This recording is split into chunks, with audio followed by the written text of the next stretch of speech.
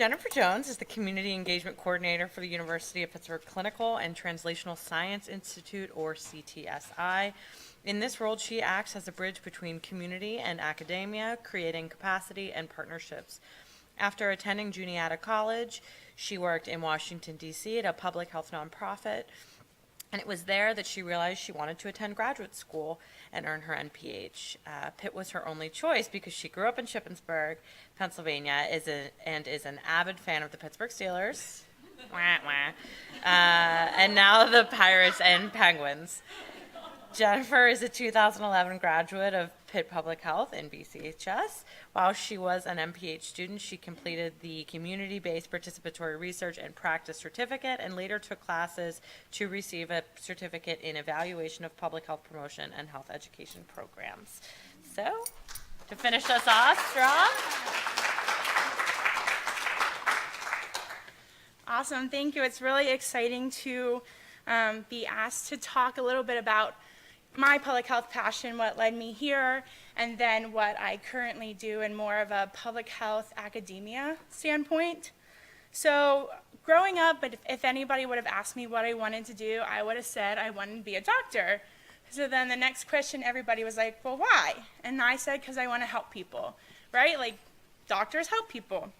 And so that meant I worked really hard all throughout my, high school, taking advanced science classes, and I got into Juniata, bio pre-med. I was going to rock it. I was 18. And then I took organic chemistry my first semester. If anybody has taken organic chemistry, in my opinion, it sucks. And I can remember laying on the floor, literally, in my dorm room, crying, because I'm like, I have to draw these stupid hexagons, and I hate it, and I don't know how many lines should be coming from it. And so, anybody who knows me knows I can have a little bit of a dramatic flair. And I was like, oh my God, my life is over. For 18 years, I've worked so hard to be a doctor. I can't even get 18 weeks into a semester. So at 18, I had what I consider so far my junior midlife crisis. And I switched majors at Juniata, keeping some of the biology, but then going a little bit more into the social sciences direction. So I was able to take classes like sociology and medical anthropology, interpersonal and intercultural communication, and public speaking. I minored in Spanish, and not spending all the time in the lab allowed me to be able to study abroad in Mexico and Guatemala. And I had grown up at that point in this little bubble in rural central Pennsylvania, and getting out and seeing people that were different from me and experiencing things different from me, having conversations that opened and engaged my mind in ways I had never had before, really I think was the foundation to my start to public health. I look back at my 4 years at Juniata, and I think they were the most life-changing for me. And they, I've always been an extrovert, but I think it goes a little bit to more having an extroverted confidence in yourself that you can carry with you. And consequently, now I am on my 10-year reunion committee, and it's crazy because I can't believe it's 10 years ago that I graduated. But I did, I graduated, I got a great internship in Washington, D.C. at the Association of Schools and Programs of Public Health, so everybody who applied here should be familiar with that. And that was the first time I really heard the words public and health together. And I was their office manager, and the internship was great, turned into a job, and eventually I started thinking, I can do what they're doing, and I want to do what they're doing. So, that led me here to Pittsburgh, and I feel very blessed that, up until September, 5 months ago, I'd spent almost 7 years in this building, or 7 years, a little over 7 years, and, just continuing to learn and to grow into a public health professional. So, one day, my awesome mentor, Jesse Burke, and I were sitting down thinking, what could my title be? This was a few years ago. And we brainstormed Community Engagement Coordinator. That sounds really great, right? So it's community, it's engagement, it's a coordinator. That's sort of what I was doing. I worked with a lot of the faculty here on different projects throughout the years. So in my public speaking class, you learn that you have to have some type of residual message. And so community, engagement, and coordinator are going to be my 3 key pieces. And we're going to talk a little bit about what they mean to me and to my job. So we talk a lot about community and public health. I think everybody could give you a definition of community. Oh, it's a neighborhood, but it's not necessarily a neighborhood. It could be a group of people who look like you or think like you, and it could be an online community too. They're communities, right? So, we get it. In this room, I think we all get what a community is, but I think outside of public health, sometimes people might not get what a community means. We're going to do a little bit of an exercise. So I know I'm last, but you have to close your eyes and not fall asleep on me, okay? So I want everybody to close their eyes. So I really like Venn diagrams. And Venn diagrams are made up of circles. So let's imagine that the different pieces of your life are a circle. Now let's imagine that those pieces of your life are communities. And they might be communities that you identify yourself as being in, or they might be a community that you're really passionate and care about. You might see in your Venn diagram, in your eye, in your head, that there might be one really big circle that sticks out. It's bright, it's in the center. But then there also might be other smaller circles. They might be a little more blurry. They might be floating off to the side. Some of these circles might overlap and some might not. But that's what I think I do when I think of community. You can open your eyes. I work within a big research institution here at Pitt, Clinical and Translational Science Institute. That's my full-time job now. I've always worked with them at about a 50% capacity. But I had the opportunity last year to move over and work for them at 100% capacity. The CTSI is considered what I would consider a very clinical-based center. It has different cores, and one of the cores is the Community Engagement Core, which I am the Community Engagement Coordinator of the Community Engagement Core.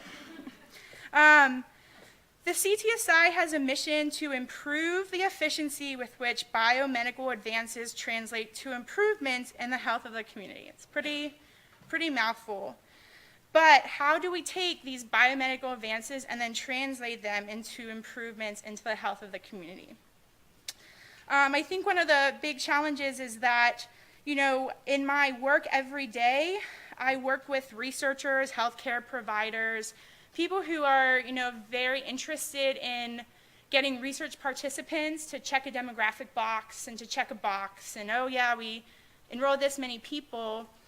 But I try to push the envelope a little bit to say, but they're not a participant, they're a person. How are you disseminating your work? What are you doing? And trying to get them to understand community and know that it's not just my responsibility as a community engagement coordinator of CTSI, that it's their responsibility as well. So that's a little bit about communities. Our biggest community that we personally work with at CTSI is the Urban League of Greater Pittsburgh, and I have a few pictures a little bit later of them. All right, so the second word is engagement. I looked up the definition and I looked up engagement and then rings came up. So I guess, wow, that is not the type of engagement I'm talking about. But it says the action of being engaged or being engaging. And I'm like, well, that's not helpful. So then I had to look up engaging.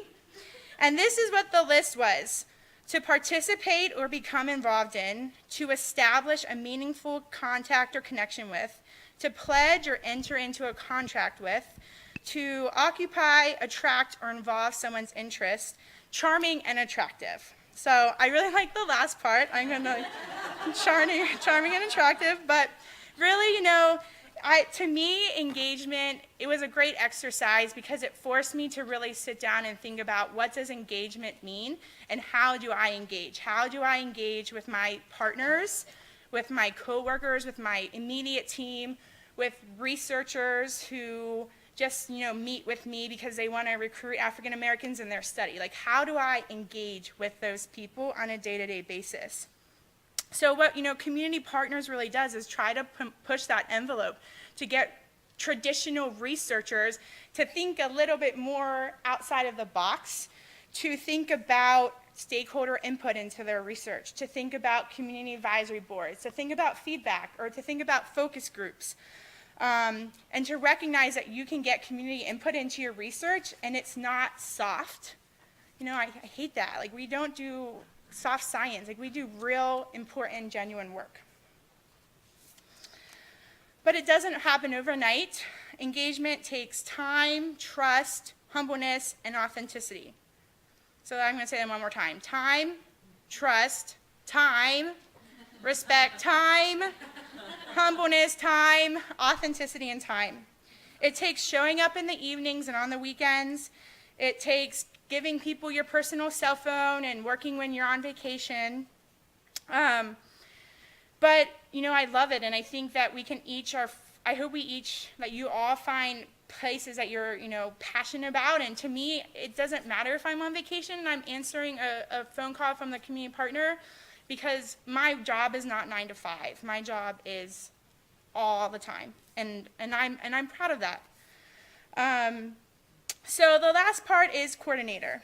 So how many of you would say you're a type A organized person? Okay, so maybe a little bit over half of the room. I'm definitely a type A. I like having tabs in my notebook, color coding my filing cabinet, and then just this morning I counted that I have 182 different folders in my email that I can put things in. There's a lot. There's a lot. A lot of them I should transfer to Jesse. But you know what? A big part of my job, and I think Katie, hit upon it earlier, is that coordinating logistics takes a lot of time. The emails some days never stop, and we have planning meetings to plan meetings, and it just blows my mind the number of meetings you can have sometimes. Coordinating pieces of, Word documents that go into a newspaper every month, called the Take Charge of Your Health, page in the newspaper, or helping community members submit a grant, meeting with researchers who want to do community engagement, but they have never worked in community before, or planning a health fair. We plan and we do a lot of community education around just general health and research, because research still has sometimes a bad flavor in people's mouths in the community. But, being a coordinator, I think, shows me that I'm not perfect. As much as I try to coordinate everything logistically, that I sometimes need to take pressure off of myself, that I don't have to be perfect. I don't have to know everything, that we're all still learning and growing together. Okay, so we had the 3 main words: community engagement coordinator, and I didn't want you to look at my picture the whole time. But I have a great team. This is our community partners core currently. Katrina is a current doctoral student. Heather Anderson just graduated with her MPH. And then some of our, the president and CEO of the Urban League of Greater Pittsburgh, her vice president, and then a health advocate, a full-time health advocate. This is one of our big health fairs. It's called a Thanksgiving distribution. We feed over 800, we partner with Giant Eagle and the Urban League and the CTSI, and we bring 800 families the Saturday before Thanksgiving into the convention center. And it grew from just simply a food distribution to now it's a big health fair. We have 30 to 35 vendors. Katie was there. We talk to them about research. We connect them to flu shots and eyeglass screenings and carbon monoxide screenings, and really try to make health and research become more of a safe space for people versus just something that scares them or that they don't really like to engage in. The Urban League, we do lunch and learns every month. This is Paul Abernathy. He is Executive Director of Focus Pittsburgh in the Hill District, and he's one of our great partners. at the Urban League. And again, we just try to talk about health, but talk about health research, because we all know that we need research. We need to keep pushing the research with community input to lessen the gap of health disparities. And then this is our, the CTSI funds out grants to community organizations. I'm going to talk to some of the ladies in the front row here about our next round of grants. But we give money to community organizations to do health research and research dissemination. So this was at our celebration event that we had. And then, I always like to be put out of my comfort zone too. And in October, I had a really unique and great experience to go to the National Urban League Conference in Atlanta. And I was the only non-person of color in the room. And that was a really eye-opening experience for me in the best ways possible. And I made some great contacts there. And so I think, we always constantly have to be challenging ourselves. And this exercise and, the honor of speaking to you today has really helped me reflect on my title, because it's not just a thing I put in my email signature or on my business card, but it's something that I'm going to continue to strive to work for every day. So thank you.